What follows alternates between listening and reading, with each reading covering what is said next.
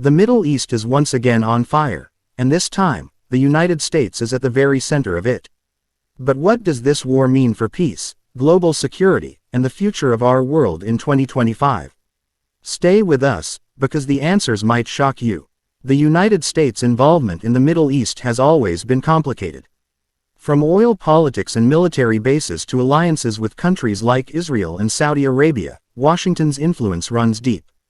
But the war of 2025 isn't just about resources or territory. It is about control of the region's strategic power. The Middle East sits at the crossroads of 3 continents and is home to some of the world's most valuable trade routes. Any instability here sends shockwaves across the globe. Many analysts believe that tensions between regional powers and U.S. policies have reached a boiling point, leading to this new conflict. Old grievances, unresolved disputes, and religious divides are mixing with new geopolitical ambitions, creating a storm that is pulling America back into a war it hoped to avoid. This war is not a simple U.S. versus one enemy scenario. Instead, it is a web of actors with competing interests. On one side, the United States leads a coalition of Western allies. On the other side, regional powers backed by global rivals like Russia and China are challenging America's dominance. Nations like Iran, Syria, and militias across Iraq and Lebanon are key players in the fight.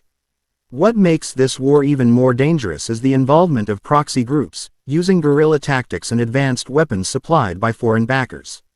The battlefield stretches from the deserts of Iraq to the coastal waters of the Persian Gulf. Airstrikes, drone attacks, and cyber warfare are as important as tanks and troops.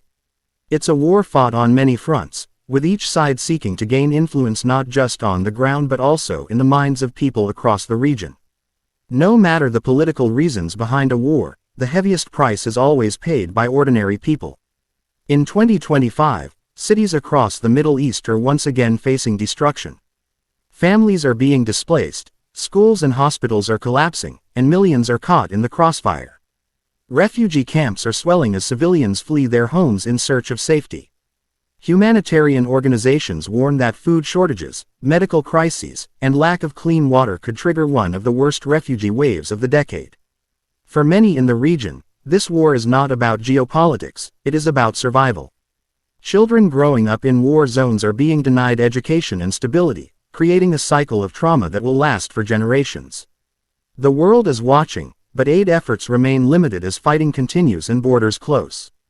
The humanitarian fallout could affect not only the Middle East but also Europe and beyond, as mass migration reshapes societies far from the front lines. The war is not confined to the Middle East. Global powers are being forced to take sides, and diplomatic tensions are rising. In Washington, the U.S. government frames the conflict as a fight for stability and democracy. In Moscow and Beijing, the narrative is that America is overstepping its bounds, once again interfering in a region where it has no right to dictate the future. The European Union is divided, with some nations standing firmly with the U.S. while others push for negotiations and peace talks. The United Nations struggles to find common ground, as vetoes in the Security Council block meaningful resolutions. Meanwhile, ordinary citizens around the world protest, fearing that this war could escalate into something far larger. The risk of regional conflict expanding into a global confrontation is real, and every move made by diplomats and generals alike is under international scrutiny. The most important question remains: what happens next? If history is any guide, wars in the Middle East rarely end quickly, and their consequences last for decades. America's military might is unmatched, but victory on the battlefield does not guarantee peace. Long-term stability requires rebuilding societies, fostering trust, and creating political solutions that include all voices in the region. Some experts warn that this war could fuel extremism, creating the very threats it seeks to eliminate. Others believe it could reshape alliances, pushing the Middle East into a new era of independence from both Western and Eastern powers. What is certain is that the choices made in 2025, by leaders in Washington, Tehran, Riyadh,